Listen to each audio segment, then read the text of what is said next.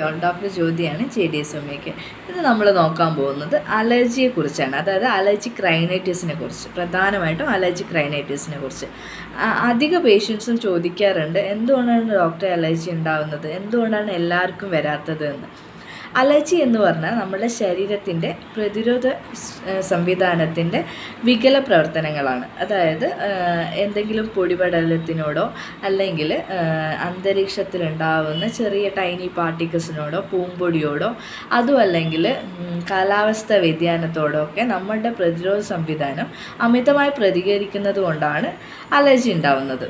Allergic റൈനൈറ്റിസിൻ്റെ പ്രധാന ലക്ഷണങ്ങൾ എന്ന് പറയുന്നത് തുമ്മൽ, മൂക്ക് ചൊറിച്ചിൽ, കണ്ണ് ചൊറിച്ചിൽ. അതായത് രാവിലെ എഴുന്നേറ്റിട്ട് ഒരുപാട് തവണ തുമ്മ, മൂക്ക് കൂടെ തുടരെ വെള്ളം വരിക, അതുപോലെ തന്നെ കണ്ണ് ചൊറിച്ചിൽ, മൂക്ക് ചൊറിച്ചിൽ. പിന്നെ ചില ആളുകളിൽ തൊലിയിൽ തടിപ്പുകൾ, തൊലിയിൽ ചൊറിച്ചിൽ, അതും അല്ലെങ്കിൽ ചില ആൾക്കാർക്ക് ശ്വാസതടസ്സവും ഇടയ്ക്കിടെ ഇടവിട്ടുള്ള ചുമയൊക്കെ കാണാറുണ്ട്.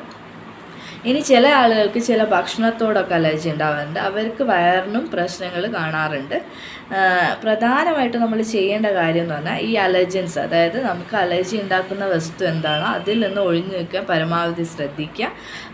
തണുത്ത വസ്തുക്കളൊക്കെ കഴിക്കുന്ന ആൾക്കാരിൽ, അതായത് ചില ആൾക്കാരിൽ കൂടുതലായിട്ട് അലർജി കണ്ടുവരാറുണ്ട്. അങ്ങനെയുള്ളവർ അത് ഒഴിവാക്കുക. ചില ഭക്ഷണങ്ങളിൽ അലർജി ഉണ്ടാവാറുണ്ട്, അത് ഒഴിവാക്കുക.